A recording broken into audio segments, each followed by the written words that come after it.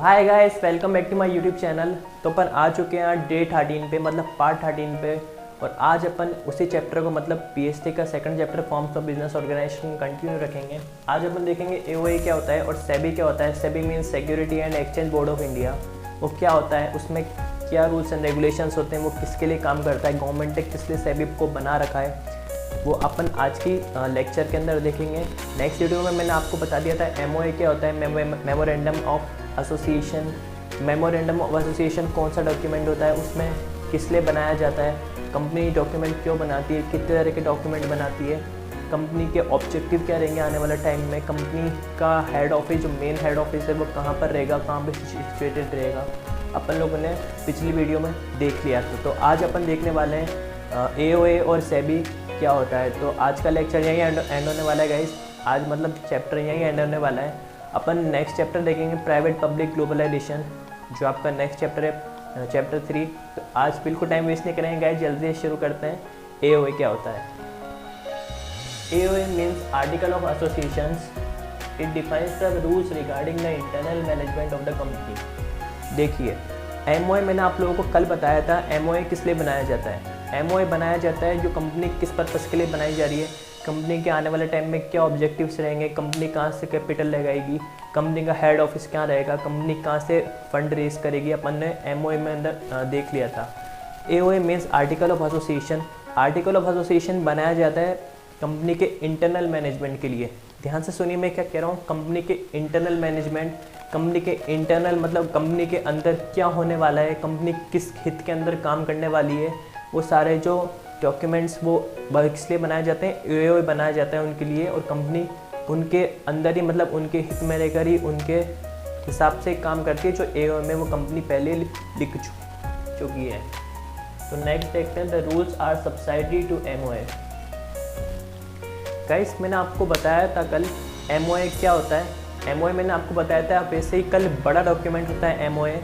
MOA एक बड़ा document होता है और एओए एक छोटा डॉक्यूमेंट होता है। जो एओए होता है वो बिल्कुल भी ब्रेक डाउन नहीं कर सकता किसको, एमओए को, क्योंकि एमओए एक बड़ा डॉक्यूमेंट है। जो एमओए के अंदर पहले रूल्स एंड रेगुलेशंस लिख चुकी है कंपनी, उसके जो लिख चुकी है, अब एओए उसको ब्रेक डाउन बिल्कुल भी नहीं कर सकता।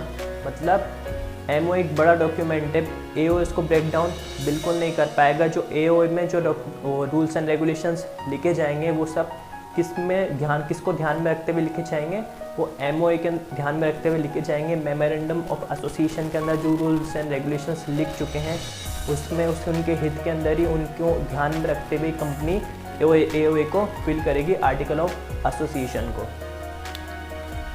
Consent of propose directors. अब देखिए, प्रपोज डायरेक्टर मीन्स जो कंपनी के फर्स्ट बोर्ड ऑफ डायरेक्टर्स होने वाले हैं।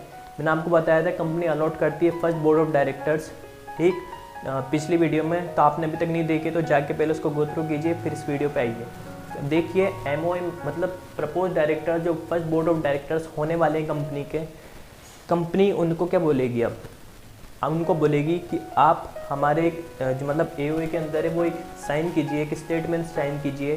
जो कंपनी के फर्स्ट बोर्ड ऑफ डायरेक्टर्स होने वाले हैं उनसे एक स्टेटमेंट साइन करवा लेते हैं कंपनी कि हम इस कंपनी के फर्स्ट बोर्ड ऑफ डायरेक्टर्स होने वाले हैं, हम ये मान रहे हैं कि हम इस कंपनी के बोर्ड ऑफ डायरेक्टर्स होने वाले हैं और हम इस कंपनी के हित के अंदर ही काम करेंगे, लीगली इनके हित के अंदर ही काम करेंगे कंपनी के।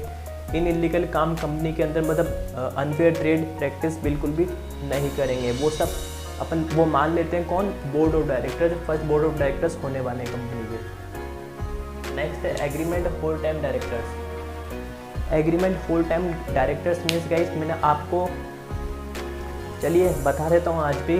जो कंपनी के मतलब कंपनी क्या करती है, कंपनी एक एग्रीमेंट साइन करवा लेती है। जो कंपनी, ध्यान से सुनिए मैं क्या कह रहा हूँ, कंपनी एक एग्रीमेंट साइन करवा लेती है किससे, जो कंपनी के एमडी होने वाले हैं उनसे एक एग्रीमेंट साइन करवा लेती है कि हम इस कंपनी के एमडी होने वाले हैं। और वो एमडी जो होने वाले हैं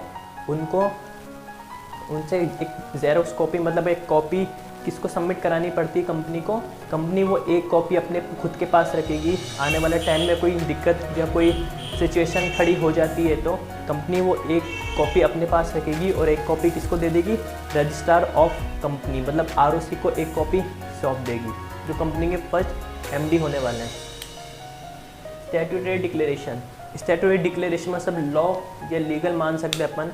कंपनी अब क्या करेगी, कंपनी के सारे काम हो चुके हैं, अब कंपनी इस स्टैट्यूटरी डिक्लेरेशन के अंदर क्या करेगी, जो कंपनी होएगी वो ये मान लेगी, मतलब इस एओए वाले आर्टिकल ऑफ एसोसिएशन डॉक्यूमेंट में मान लेगी कि हम जितने भी डॉक्यूमेंट्स अब तक भरते हुए आए हैं हम लोगों ने सही भरे हैं, हम एकदम लीगली उनका सही से प्रयास करे हैं भरने के अंदर, और हमने उनको बिल्कुल सही भरा है, उसमें बिल्कुल भी मिस्टेक बिल्कुल नहीं कही है। वो कंपनी के जो कंपनी है उन लोगों ने मान लिया है कि हम लोगों ने अभी तक जितने भी डॉक्यूमेंट्स भरे हैं और उसमें जितने भी डॉक्यूमेंट्स भरे हैं वो सब सही भरे हैं और बिल्कुल गलत नहीं भरे हैं।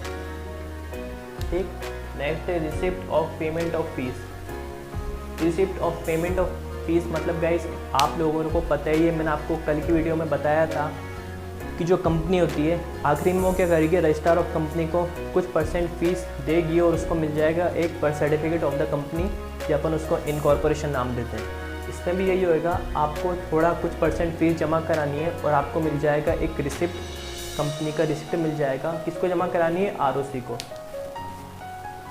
आरओसी सब कुछ देख रहा है, आरओसी मतलब रजिस्ट्रार ऑफ कंपनी, वो सब कुछ मैनेज कर रही है, उस कंपनी किस पर्पज़ के लिए बनाई जा रही है वो सब आरओसी को अंदर ही जा रहा है, मतलब आरओसी उसको अलॉट करेगी कंपनी खुलनी चाहिए नहीं खुलनी चाहिए।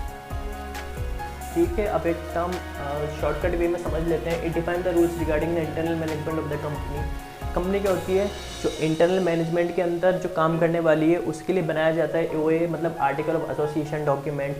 The rules are subsidiary to MOA. MOA को ब्रेक डाउन नहीं कर सकता एओए, मतलब मेमोरेंडम ऑफ एसोसिएशन को ब्रेक डाउन नहीं कर सकता एओए आर्टिकल ऑफ एसोसिएशन, क्योंकि एमओए एक बड़ा डॉक्यूमेंट है और एओए एक छोटा।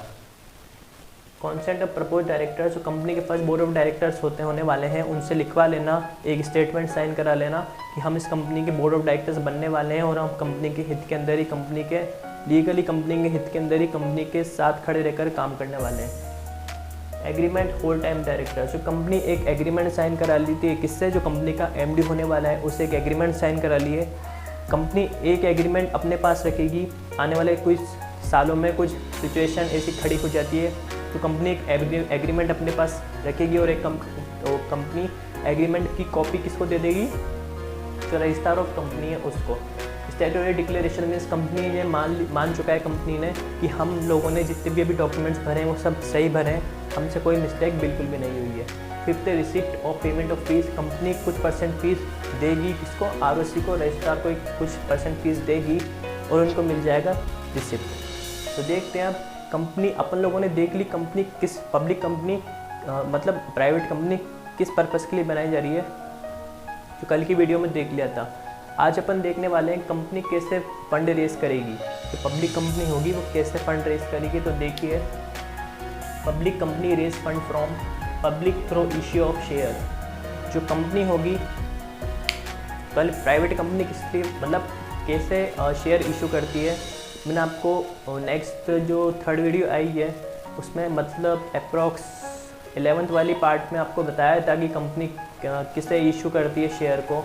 देखिए, जो कंपनी होती है वो हर साल के एंड के अंदर उनको एक प्रोस्पेक्टस इशू करना पड़ता है। प्रोस्पेक्टस जो वो सब इशू करेगी कंपनी के जो मैनेजमेंट है वो सब क्या चलने वाले हैं, क्या चल रहे हैं, उनकी करंटली स्थिति कैसी है, वो सब प्रोस्पेक्टस के अंदर वो लिख देगी। उस प्रोस्पेक्टस को देख के कंपनी के जो शेयर होल्डर्स हैं या होने वाले हैं या स्टेक होल्डर्स हैं वो सब कंपनी के शेयर खरीदेंगे।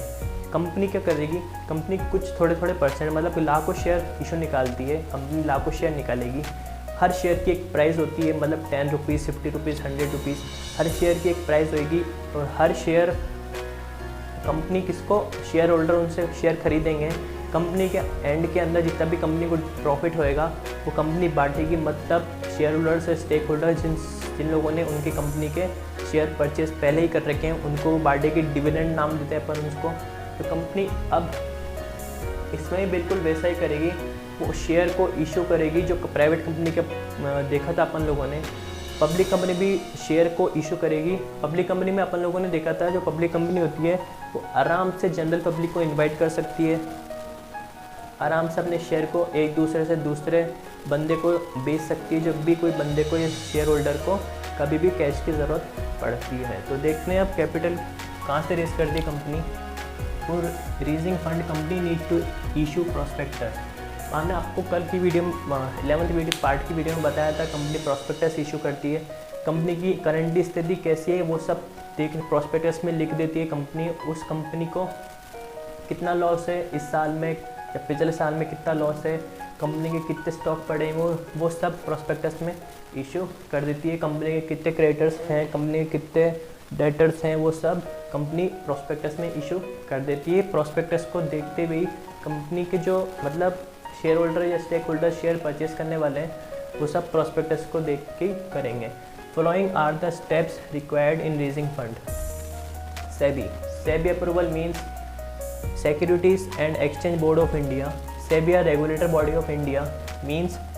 सेबी मीन्स क्या होता है? सेबी मीन्स जो कंपनी को देख के रखेगा। गवर्नमेंट ने एक बना रखा है एक ऑर्गेनाइजेशन जो सेक्टर एक बना रखा है कि कंपनी जो बिल्कुल भी अनफेयर ट्रेड प्रैक्टिस बिल्कुल नहीं कर सके, जो इन्वेस्टर्स हैं उनको जो इंटरेस्ट है उनको प्रोटेक्ट करके रख सके सेबी। इसलिए गवर्नमेंट ने सेबी एक ऑर्गेनाइजेशन क्रिएट कर रखी है। SEBI regulator body of India means company was not scam by investors.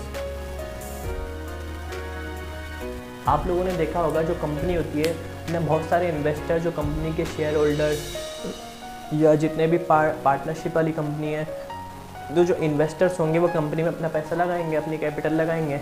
इस कंडीशन में कंपनी ऐसा भी कर सकती है कि उन्हें पैसा लगा दिया, कैपिटल लगा दिया और आने वाले टाइम में कंपनी को वार्म अप आने का टाइम आ गया, पूरा फ्रॉड करके गए जो इन्वेस्टर्स को अब पैसे उनके मतलब बैड डेट हो चुका है।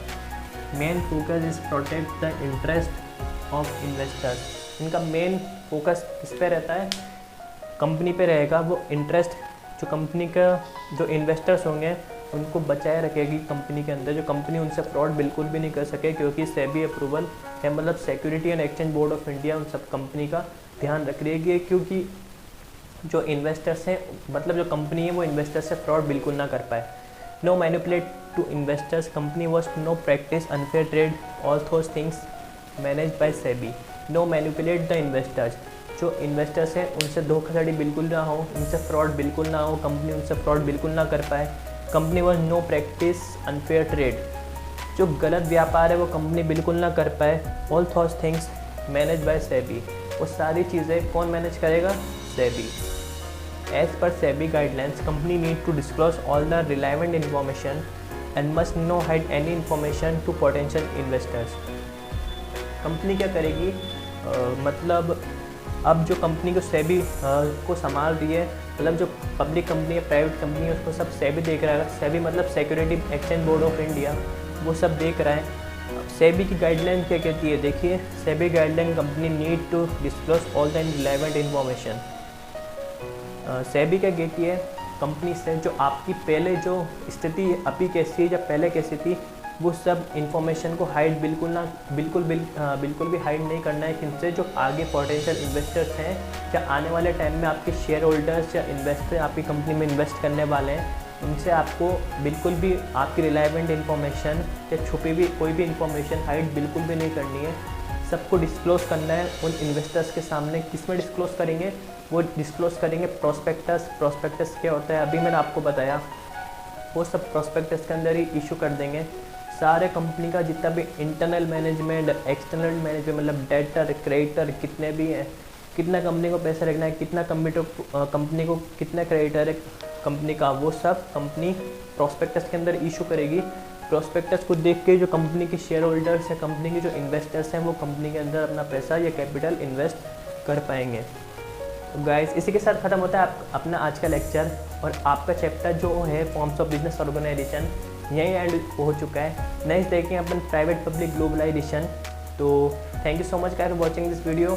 अभी तक मैंने मतलब आप लोगों ने मेरा चैनल सब्सक्राइब नहीं किया तो सब्सक्राइब कर लीजिए। मेरी वीडियो पसंद आ रही है तो लाइक कीजिए, कमेंट्स कीजिए, ज़्यादा से ज़्यादा बंदों तक शेयर कीजिए और बेल आइकन को प्रेस कर लीजिए, जिससे मेरी जो नेक्स्ट वीडियो आएगी वो आप नोटिफिकेशन आ पाए आप लोगों के पास और आप लोग उसको देख पाएँ और अपने फाइनल एग्जाम्स के अंदर अच्छे मार्क्स स्कोर कर पाएँ। तो thank you so much for watching this video. Thank you so much.